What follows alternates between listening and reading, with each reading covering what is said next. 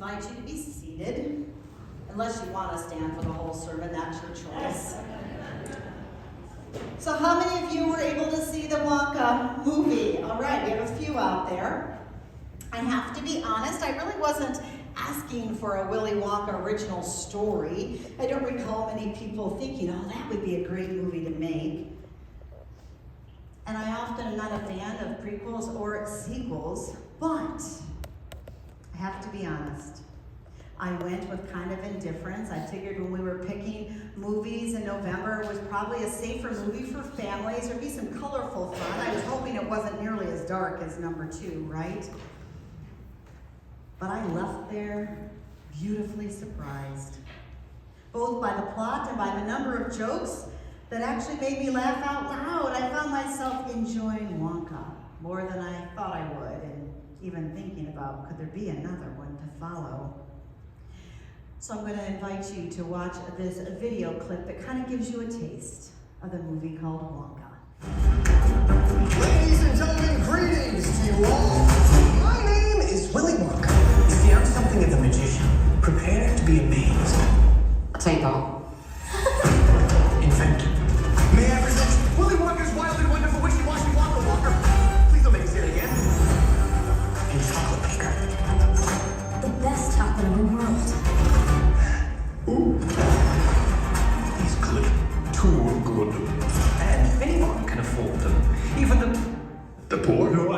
He doesn't like it when people say poor.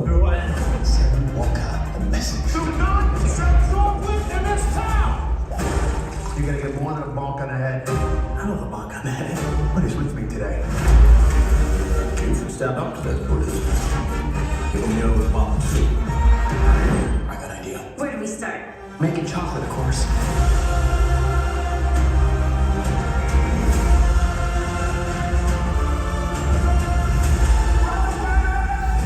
Every good thing in this world started with a dream. So you hold on to yours.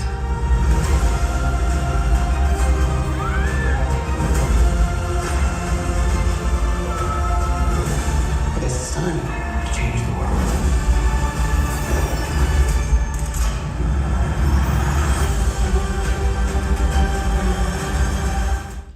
Every good thing in this world begins with a dream, or maybe a calling. This movie starts at the beginning of his young adult life. Willy's mother has died, and the only thing that she has left him is this one last candy bar that she made for him, with their last name written on it in his handwriting. You see it a glimpse in one of the images of the movie. This is way before the golden tickets and the nut sorting squirrels. Willy Wonka is merely an aspiring chocolatier. He had hoped to bring smiles to those around him and to share his chocolate with the world. So young Wonka travels the world, spending 7 years looking for all kinds of different fun ingredients. He's excited. He's gathered all that he needs, and he goes to the greatest chocolate capital of the world. In fact, he goes to the very street where the 3 greatest chocolate makers are. And of course, across the street, there's an empty building that he assumes will be where he sells his chocolate and brings smiles to people's faces. So he arrives in the city with not a lot of money. What he has, he pretty much shares with different people within the first 3 minutes of being in the city. He's going to spend a night, a cold night on the street, but someone says, not a problem, I have a place where you can stay. And he takes Willy Wonka to Mrs. Scrubbett's laundry shop. Just for 1 coin, no problem. He signs a contract. Problem is, Willy Wonka cannot read at this point and doesn't see these 6 pages of small print. We'll get to that in a minute. He starts off on the next day. He goes to that spot in town where the great chocolate makers go. And he shares his chocolate, and guess what? They love it. They love it. But the chocolatiers taste it, and they are worried. So they call the police. He's escorted away. Fickelkruger, Slugworth, and Prodnose, they are not happy about the competition he's bringing. And it gets worse though, because once he returns to Mrs. Scrubbits, he discovers the bill for the day, because he's only supposed to bring her 1 coin, the small print. There's a charge for using the stairs to and from his room, and for breathing, and for the sheets, and for so many more things. The invoice suddenly is 10,000 coins, which he doesn't have. So he has to work it off. Guess where he's going to work it off? In her laundry room for 27 years. So he goes down to the laundry, what I'll call prison, only to find that there are other people there that also came to town with all kinds of dreams, only to be taken advantage of by this woman and the corruption that is in that community. And so there he is, with others whose dreams have been squashed.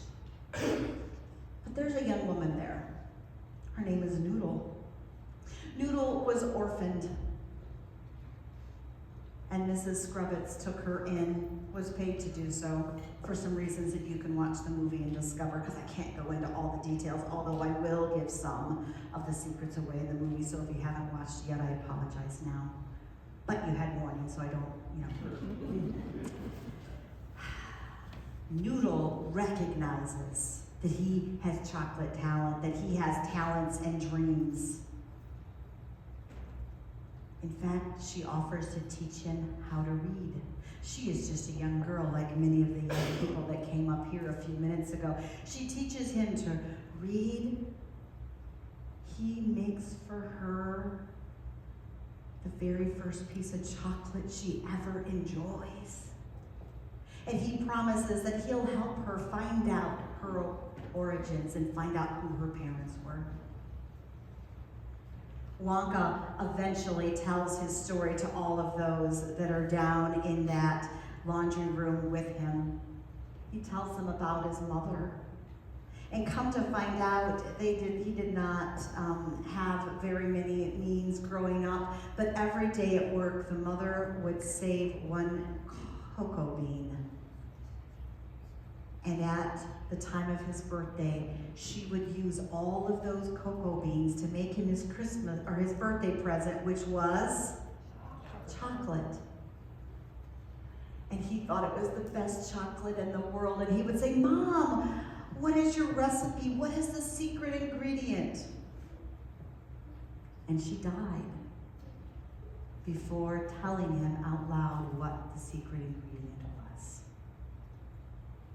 Everyone down in the laundry room wants him to succeed. They find ways to help him get back into the street and to share his chocolate. They help him transform one of the buildings, the one that's across the street. It doesn't go so well, etc., etc. As I watched this movie, I found 3 themes that really were poignant for me. First, I noticed this line. There's even a whole song about it. The greedy always beat the needy. And in this world, sometimes it can feel like that too. We have systems that are corrupt and build upon the benefit of certain people have based on their backgrounds and or their systems in place that oppress others, that society values less. And sadly, that is also the world of which Jesus found himself in, systems of oppression that meant not everyone were treated equally nor allowed the same opportunities in life. As we read through the Gospels, we know that Jesus ultimately came to break those systems of oppression, right? Turn it upside down and help us learn how to live into a different world and want different for those around us. The second theme I saw was around that chocolate bar. Because later in the end of the movie, he finally unwraps and eats the chocolate bar that his mother had given him, that one last chocolate bar. And when he unwrapped the wrapper, guess what he found inside? A golden piece of paper. And on it was written, the secret ingredient is sharing it with others. Sharing it with others.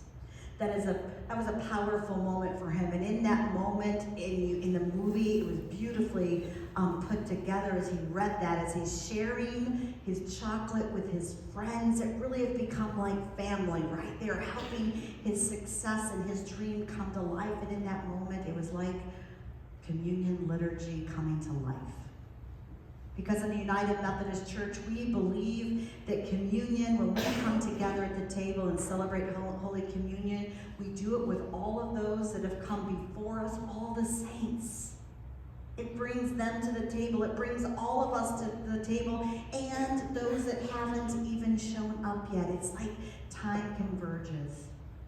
And as he's opening that candy bar and sharing it, he has a glimpse of his mother in the crowd. He sees that his friends are really his family in the now, and he has a vision and a hope of what is yet to come. It's a powerful moment. But the third thing that struck my heart the most was this one. The reality that life gets difficult. Anybody go through difficult moments or have a friend go through difficult moments? I see some hands, I see some nodding. This movie helps remind us to open our eyes because God sends help. Like friends in the laundry prison. This is the theme that really connected me to Jesus. And the scripture that Kendi read today. Jesus welcoming the man that was entering through the roof. Imagine what that scene was like. Jesus is doing his thing, preaching, healing, and all of a sudden there's debris falling. It didn't seem to bother him or the owner. He didn't care about what the Pharisees felt about the moment of him healing and praying and teaching. And it happened. This person is lowered down. I love this gospel lesson for so many reasons. Have you ever been paralyzed? Physically, emotionally, mentally? Have you ever been in need of help? How many of you have been great at receiving and asking for that help? Anybody? Right? We don't do that well. Here is this paralyzed man who had some friends. How long did they have to beg and plead to let them help him? They literally had to drag him on a mat because they heard of this guy. They heard about this guy that came to town who was preaching and healing, and they believed that maybe this man could heal their friend. They literally are dragging him to town. Think about the plan that would have to go into getting a mat to carry the friend, all the extra things that come with taking a paralyzed person on a trip, right? They get there, and it's a little busy. Not too unlike maybe showing up for a Lions game these days, right? There are people everywhere. There's chaos. They're trying to elbow their way in. They don't have tickets, right? They can't get their friend in. Does that stop their friends? No, they are a creative bunch. They think outside the box, kind of like this Wonka guy, the imagination, the creativity, right, that's involved in all that Wonka does. So these friends, and my guess is there is an engineer among them. There's the creative, think outside the box person. There's the strong person. And then there's the cheerleader that thinks that they can do it. That's the person that's a little crazy often, and they kind of call, but they do it. They make a plan and decide that it sounds like a great idea to crawl up on this guy's roof with their paralyzed friend, create a hole in the roof somehow, and then lower him in. All of that sounds crazy. But you know what it was? It was life-giving. It was faithfulness. They had enough faith to believe that this guy possibly was the guy that could change their friend's life. And in doing all of that, guess what happened? It did change their friend's life, but it also changed theirs. And it changes ours. Sometimes we are the one that we need to accept the help from the village that God is sending our way. And we have to have faith to believe in a roof-raising God. And sometimes we need to be the friend that sees someone in need and drags them to Jesus. It is hard to accept help. It is hard to believe that we're worthy. We don't want to inconvenience others. Oh, no, it's okay. It's like that with Jesus, too. We don't often believe we're worthy of Jesus' time, but here's the deal. We are worthy. Remember the movie Wonka? The piece that happens at the end? Wonka does end up making money, which is not the reason he's making chocolate. He's making chocolate that anybody can buy, and he's making it because he wants them to experience the joy that he did on every birthday when his mother gave him that chocolate, and it was the best chocolate he'd ever tasted, and it made him feel loved by his mother in profound ways. That's what he wanted to spread across the world, that he felt loved by his parent.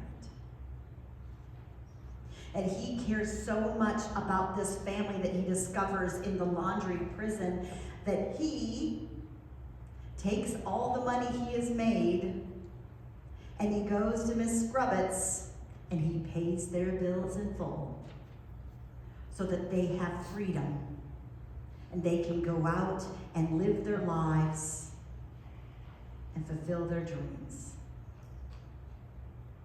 Whether it be connected back with family, whether it be discovering who your biological parents are. Whatever their dreams were, they were able to do it because Willy Wonka bought their freedom. We believe in Jesus Christ, who lived, who taught, who did miracles, who died and bought our freedom from sin and death. And he didn't do that because I was worthy. He didn't do that because you are worthy. He did that because he's the ultimate parent and he loves you. And he loves me. We are enough in Jesus' eyes. We are loved. We are cared for. And when our days are a little darker and we can't see the way and feel paralyzed, all we have to do is open our eyes because God sends the village. And sometimes we need to pay attention to the nudges and be the village for others.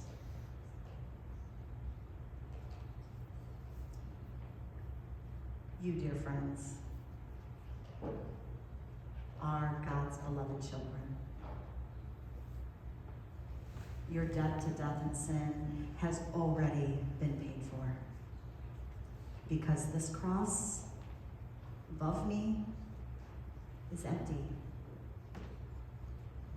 That debt has been paid. May we believe in through the roof faith.